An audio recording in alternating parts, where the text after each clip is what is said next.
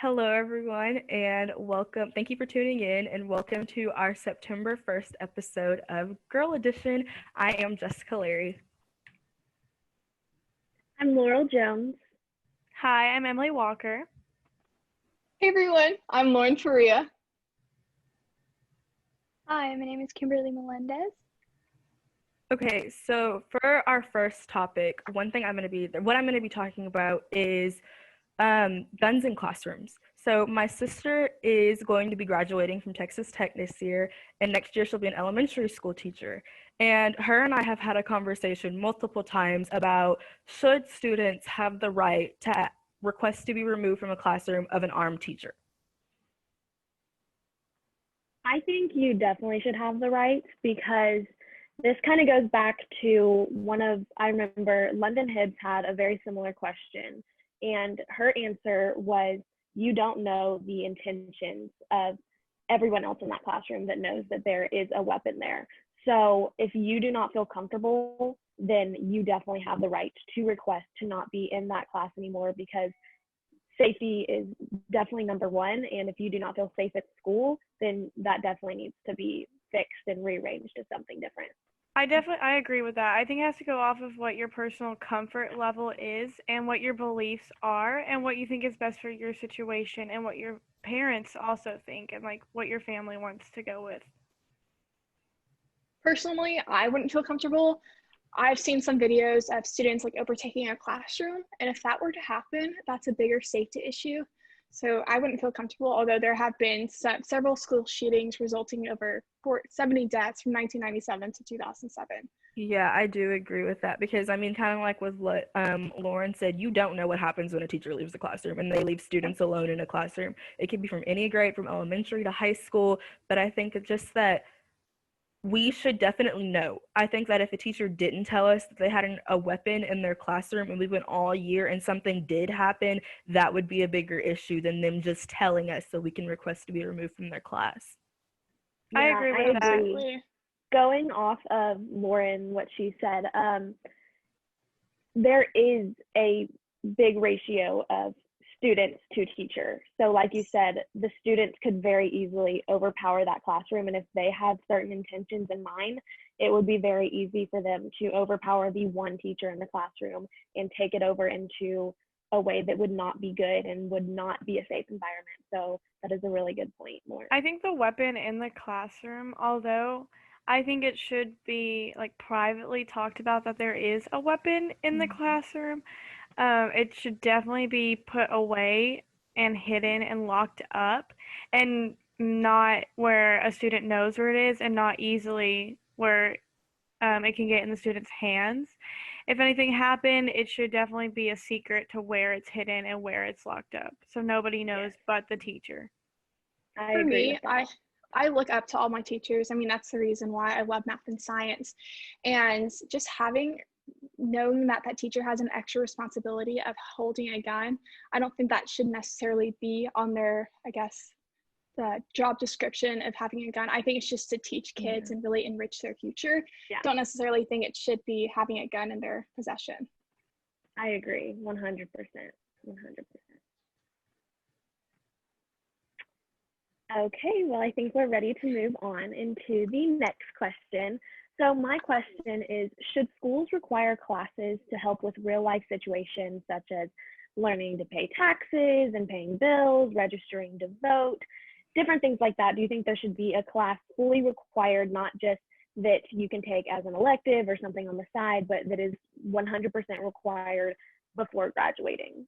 This is a I topic think that sorry. This is the topic that my school has recently been talking about, like my friends and I and all of the other students that I go to school with.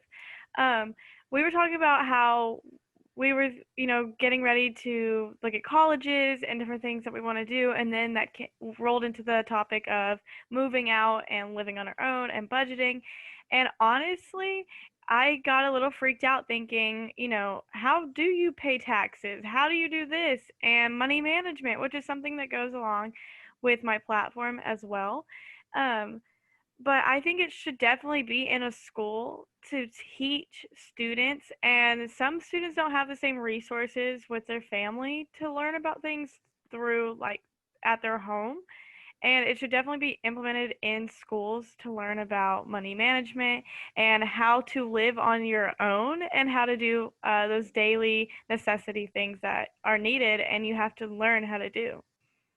I definitely believe that schools should offer classes. I don't necessarily think it should be required. I know a lot of students at my school, they have an overwhelming workload with elective classes that are 2 periods. For example, I'm an ROTC and we learn about real life skills, shameless plug, but there's so many classes that offer real life skills. I guess you just have to really look into this description, but also at the same time, there are some workshops offered at your local community centers or libraries that are free. That's a great resource. Or being in Girl Scouts, me and Jessica are in Girl Scouts. Yeah. Being in that, it really provides you with a good understanding of what real life skills you really need.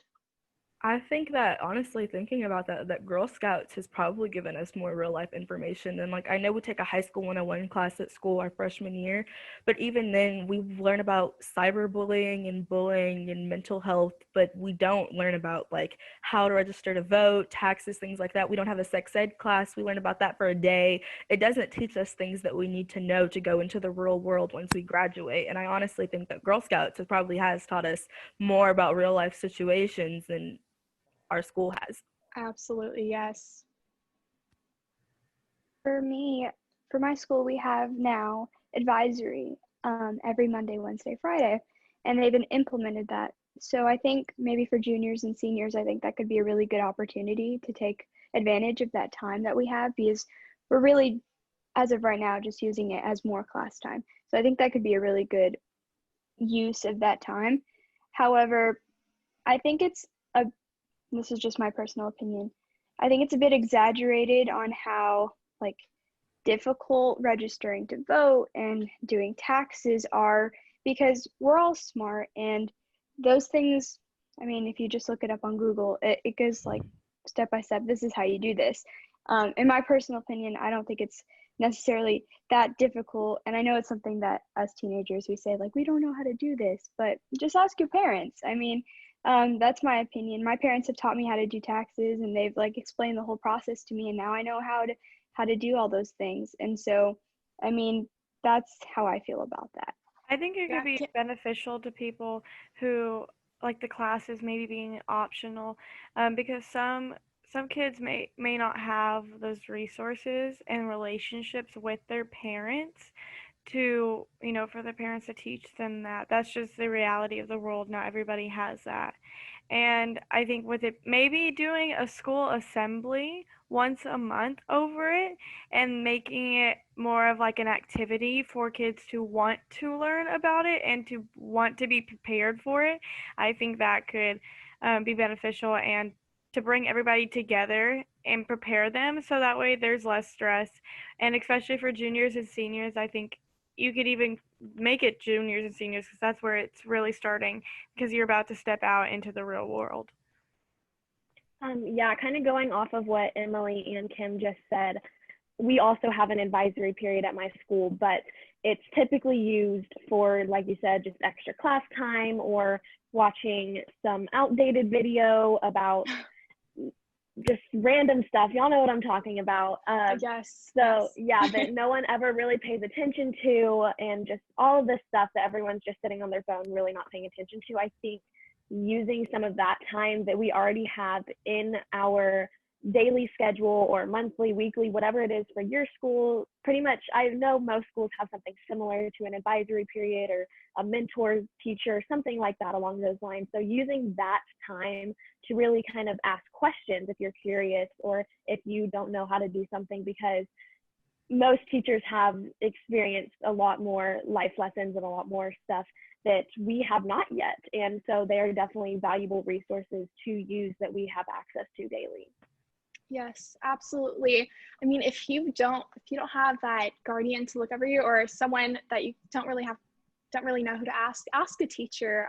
I've asked multiple teachers about what am I going to do. They just give me some advice. Just ask a trusted adult. And also what Kimberly said, you have not, I understand not a lot of people have the internet at their resources, but for those who have it, look it up. There's WikiHow. That's a great one. I learned so much off of that. But yeah, there's so many resources out there.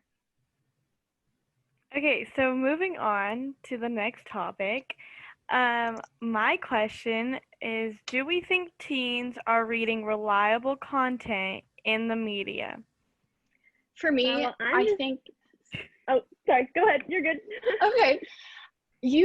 You're going to have to understand, I've understood this at a really young age, that news outlets are businesses. That's just what they are. They're going to write something that really engages the reader to really understand. So you also have to understand what they write may not be a reliable resource. It could be incorrect. And for me as a teenager, you're going to have to check multiple sources. You're going to have to verify what is out there, what you're putting into your heart is actually true, so you can really educate other people around that. Yeah, totally agree, Lauren. Making sure that you fact check, you find different resources, multiple resources that are saying the same things and not just one that is saying crazy data or something, whatever the situation may be, making sure that you double check, find multiple resources and not just rely on one that could potentially be biased towards one thing or another. So making sure that you really find those reliable resources and not getting all of your information on TikTok or Instagram or Facebook or Twitter. I know that's a big thing going around right now, and people are believing it because that's what these social media influencers, exactly, they're pushing into society, and people are not doing any other research besides on TikTok or whatever social media outlet or platform it is, and going and taking that initiative yourself to actually look up if these things are real, or you're just seeing this because that's what everyone else is posting and you should just hop on the bandwagon with them. So making sure you do your own research and find what you're passionate about and what you truly believe in your heart and your brain, and making those decisions based on numerous different sources of research and facts and databases, whatever that may be for you or this situation. I think when you see something on one social media app or something, like you get like little alerts on different things for news apps. Once you see it on one thing, go to the other resources and see if it all lines up. Talk to parents about it, talk to teachers about it, talk to anybody you know that's in the media little background. See what they have to say on it, but don't go off of one thing you see. Especially teens on TikTok right now, like Laurel was saying, is a huge thing. You get on TikTok and there's rumors started. It's always rumors. And you see something about someone died or something, a lot of it is about Trump. And then they like to start these things where these, what's the word?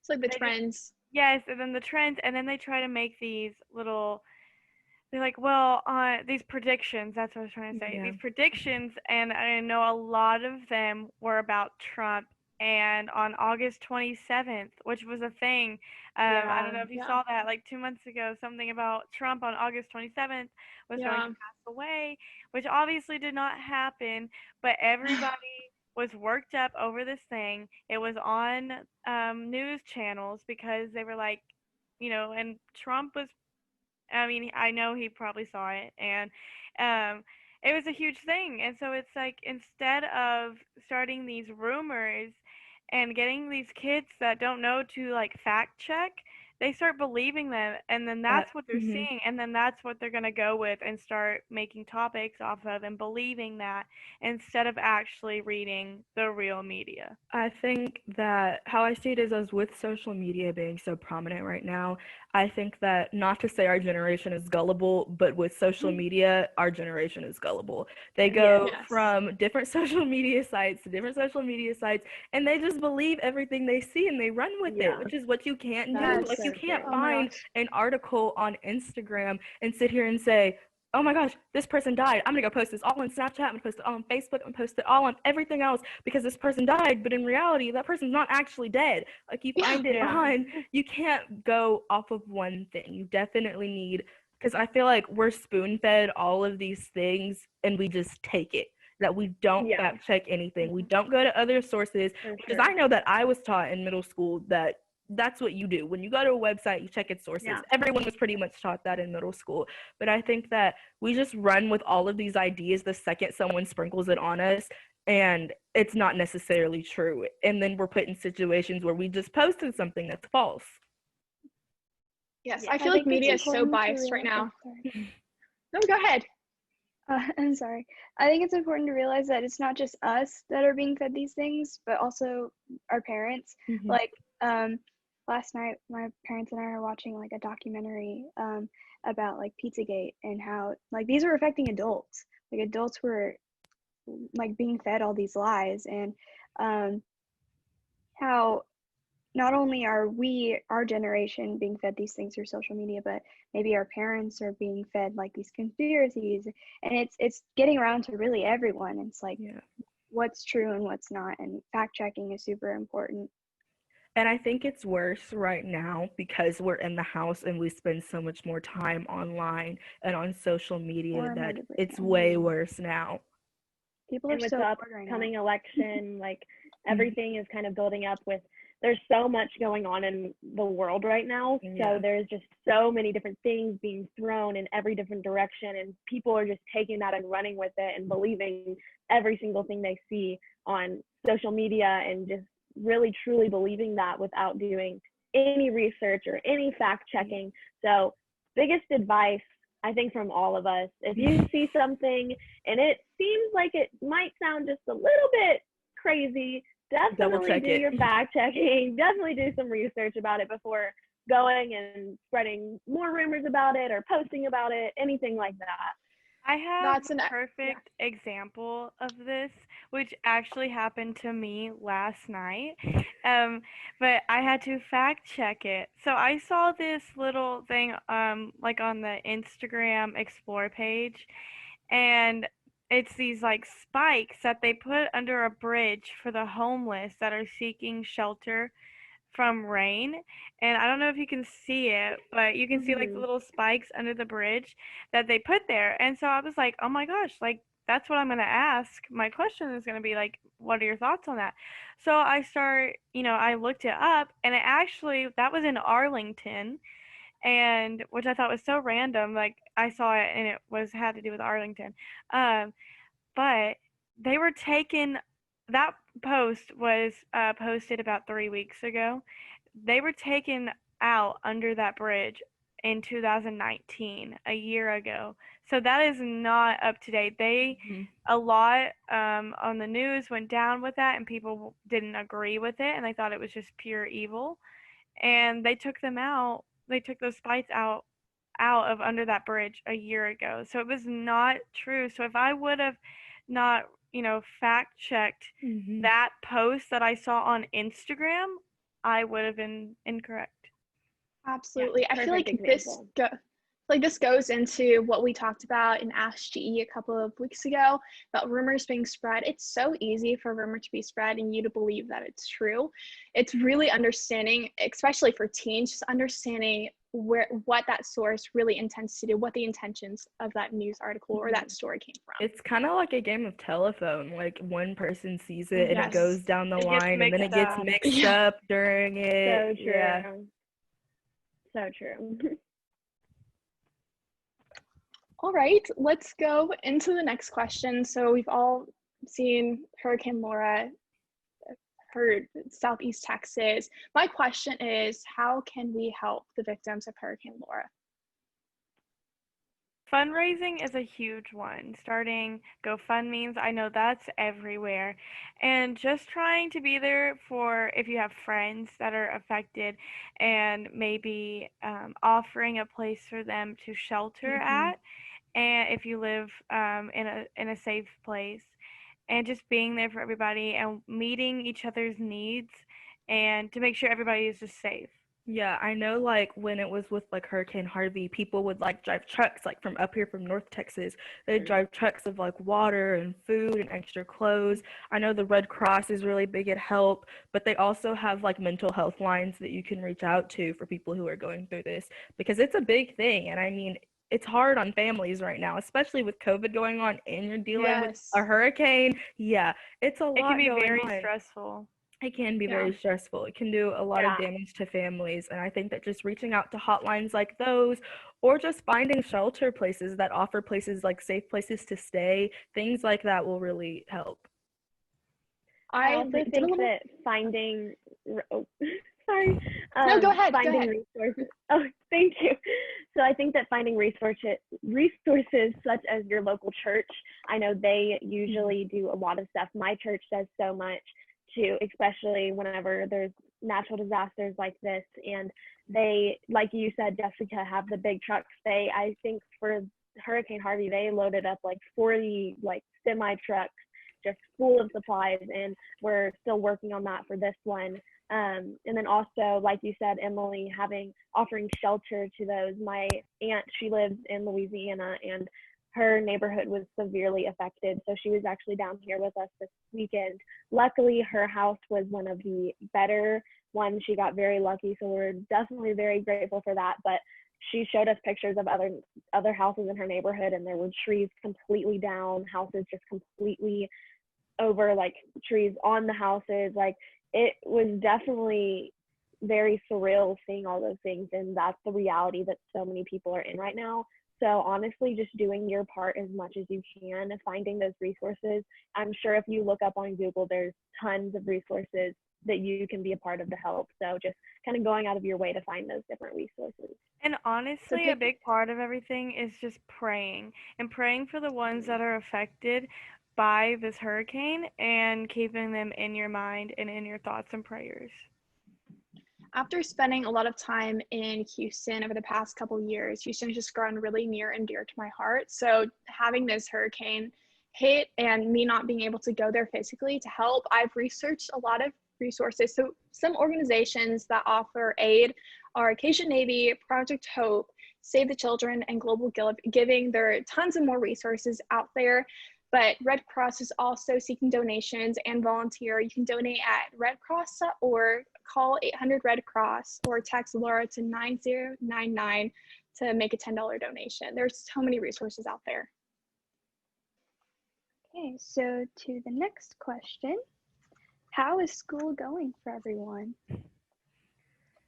For me personally, I have a pretty easy schedule for school so far online for my senior year, but I'm also taking college classes at NCTC, which is North Texas Central College, if you don't know. But I'm taking classes online, and I thought online, it's not hard, but I thought online would be a lot easier than what it is. And I know just jumping into things directly online is pretty hard, but we only have about a week left of online school, but until we're supposed to go in face to face. So hopefully that works out. But Yes. it's okay. Yeah, I'm you're good. Go. sorry, Everybody. go. For me, I am exhausted dealing with band, going to marching rehearsal, but also taking AP Calculus. That has been super crazy. I've been staying up at like 1 a.m. and then I've worked on top of that. So I'm like, coffee has been my holy grail these past couple of days. Yeah, so for me, I also take dual credit classes like Jessica with Collin College. So most of my schedule is the dual credit classes. So I'm not really having to worry about too much of actual high school classes. And honestly, it may sound weird, but that actually kind of makes it easier because we're used to doing most of the college classes online mostly. So they have it all figured out, and it wasn't as big of a switch from like high school classes to the college classes because they have already been familiar with that. So that was a lot easier. But like Lauren said, having to deal with work and cheer, for her it's band, for me it's cheer practices, stuff like that on top of it, it definitely can get a little crazy. But just finding those moments when you do have a little bit of downtime to just take a minute and breathe, maybe watch some Netflix, take a nap, whatever works best for you. Finding those little moments is definitely going to help a lot. And hopefully, like Jessica said, that we will get to go back to school in person in the next week and a half. So hopefully that will happen, and we, as the 4 seniors, sorry Emily, will have a semi-normal senior year. Hopefully, trying to find Cross my different fingers, things yeah. to do. I know. I'm like, please. Yeah, for this being my junior year, because I'm the baby out of everybody, but I actually have started like in-person learning. We started about 2 weeks ago, I believe, and most of my classes, our school has issued Chromebooks to everybody, and so we carry those through everywhere. And I'm gonna tell you right now, it is so weird. It's like we're doing remote learning, but in a classroom. Cool. It's like, Huh. I kind of want to ask my teachers, why are we here? Like, why are we here when you're like, we have Google Classroom set up, and that's where most of our work is. Now, there's a few teachers that aren't doing that. We're doing like paperwork, but I mean, my algebra teacher, everything on algebra is on the Chromebook and on a video. She teaches us how to do it on a video of her teaching, and then we have to do the assignments like Google Docs and all that. We have to transfer everything, which kind of gets Yeah. confusing because I mean, from kindergarten till now, till last year was normal school for me, and then we're making this huge change. And two of my classes I'm in dual credit, so I can go ahead and start early my junior year. They are through Navarro College in the Mejia one, and those are my most stressful classes just because those aren't high school, like my little school, doing everything. Those are real professors, which can get kind of stressful, but so far, that's the only thing I'm like staying on top of and making sure I'm getting everything done, because everything else is just like that our school is kind of preparing for shutdown right now just because of cases near us. We already had football games canceled because other schools had too many positive cases for us to do so. And so and our principal told us, I'm a cheerleader now, and Friday was my first game. He told us to treat every football game like it's our last time cheering for the year, because our game for this week was already canceled on Friday and moved to Saturday, which is weird to have a high school football game on a Saturday. But it's moved against a new team in a new stadium little thing. But he told us that none of it's promised, and most of our teachers are acting like we're going into shutdown, so they're preparing us to know what to do on our Chromebooks for when it does happen. So we're kind of in this awkward like transition period where we're still going to school, but we're not fully doing things. We're wearing the mask, we're social distancing, and we're learning what to do when the school gets shut down. So we're basically waiting. I know mine is the same way with the Chromebooks thing. We had a Zoom call for my economics class, and for our school, for kids who don't have internet access at home or don't have like computers or a device, our school like lends them Chromebooks. So we have to bring our own devices to school to learn online in school, but we have to bring our own because they gave away all the ones that they had. Yeah. Something I'm actually loving about online school, everything is on Canvas. So we have a WebEx call. Our WebEx teacher records everything. He puts it on Canvas. I can access it whenever I want to and just relearn the lesson. That's just something that I love, because sometimes like when it's live lessons, I'm not able to pick it up or I get confused in a step. So that's just something that I've really loved. That's a really I great agree with thing that, about online Lauren, school. because because me and Lauren are both in the same district, so we have pretty similar things to how we're learning and what resources we're using. So that is something really nice. Like they record the lesson and then it's just there. You can go back and relearn and rewatch whatever you need. I find that so much better, because I know for me in person, whenever I'm learning, I'm like trying to take as many notes as possible, but it's You just can not hit enough. pause on that. Yeah, I'm like, exactly. You can pause the screen and I'm like, okay, I can finish writing, finish understanding, so that is a really good point. Are y'all more of online people or in-person people? Because I'm an in-person person. Depends on the subject. I love being with people, so yeah, definitely an in-person. Yeah, but there's same. been like some pros definitely from being online. I'm gonna be completely Agreed. honest. Okay. I'm not hating the mask wearing at school. Like, Oh, I'm no, not. wearing I masks. don't have to wear lipstick to match the rest of my face. And people can only see my eyes, and I've Like, been wearing this- false eyelashes, so I look like I'm just like looking at them with these little butterflies on, and they don't know what this looks like. They'll never know, especially new students. They don't know. Well, school for me has been in online completely, and I really don't think we're gonna go back like anytime soon. But Yeah. I know one thing about it is we have to have our video on the entire time we're on lecture, and our class periods are from an hour to an hour and 30 minutes. So you're on call for an hour and 30 minutes, and people can see you for an hour like this.